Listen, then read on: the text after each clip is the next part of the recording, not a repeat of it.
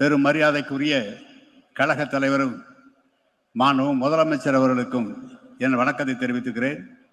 நம்முடைய கழக பொதுச் செயலாளர் அண்ணன் துரைமுருகன், பொருளாளர் அண்ணன் பால் அவர்கள், இளைஞரணி செயலாளர் அன்பிற்கினிய தம்பி உதயநிதி அவர்கள், மாண்புமிகு துணை பொதுச் செயலாளர்கள், இந்த கூட்டத்தை வெகு சிறப்பாக ஏற்பாடு செய்திருக்கிற நம்முடைய மாவட்ட செயலாளர் மா சுப்பிரமணியம் அவர்கள், விருது பெற்றிருக்கிற அன்பிற்கினிய விவசாயியாகவும் கழகமாக இருந்த பாப்பம்மாள் அவர்கள், அண்ணன் ராமநாதன் அவர்கள், மரியாதைக்குரிய அண்ணன் ஜெகத்ரட்சகன் அவர்கள், அன்பிற்கினிய ராஜன் அவர்கள், அன்பிற்கினிய தமிழ்தாசன் அவர்கள், அன்பிற்கினிய பள்ளிமாணிக்கம் அவர்கள், அத்தனை பேருக்கும் தலைவர் அவர்கள் கொடுத்திருக்கிற வாழ்த்துக்களோடு எங்களுடைய வாழ்த்துக்கள் இணைத்து உங்களை மனமாற வாழ்த்துகிறோம்.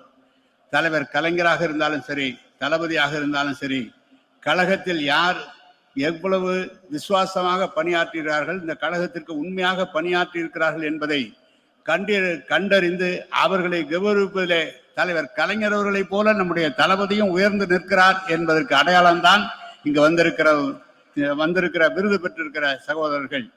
ஒன்று, அவர் 2014 தொடங்கி இன்று வரை நடைபெற்ற அத்தனை தேர்தல்களிலும் கழகத்தை வெற்றி வாகை சூட நம்முடைய முதலமைச்சருடைய தலைமையிலே வெற்றி வாகை சூடி இருக்கிறது.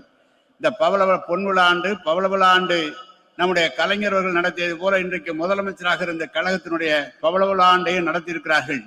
அவர் சொன்னது, கழகத்திலே பாராளுமன்றத்திலே 40க்கு 40 வெற்றி பெறுவோம் என்று சொன்னார். இப்போது நமக்கு இட்டிருக்கிற கட்டளை 200 சட்டமன்ற தொகுதியிலே நாம் வெற்றியாக வேண்டும் என்று சொல்லி இருக்கிறார்கள்.